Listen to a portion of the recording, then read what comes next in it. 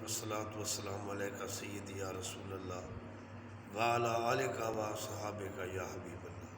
اللہ تعالیٰ نے قرآن پاک میں حکم دیا ہے لَقَدْ كَانَ لَكُمْ فِي رَسُولِ اللَّهِ أُسْوَةٌ حَسَنَةٌ، پیارے محبوب صلی اللہ علیہ وآلہ وسلم کی پاک طیب اطہر زندگانی ہمارے لیے مشعل راہ ہے۔ اس لیے قرآن و سنت کی روشنی میں جو ہم اللہ اور رسول کی پیروی کریں گے وہ ہمارے لیے راہ نجات ہوگی۔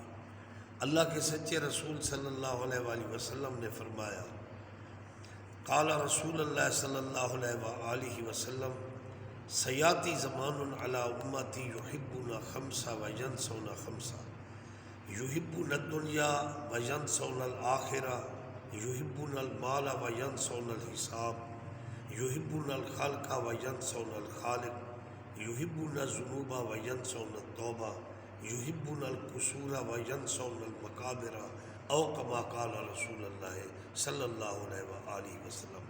فرمایا میری امت پر ان قریب ایک زمانہ آنے والا ہے، یہ علم نبوت ہے کہ آپ قیامت تک کو دیکھ رہے ہیں کہ میری امت 5 چیزوں سے محبت کرے گی، 5 چیزوں کو بھلا بیٹھے گی۔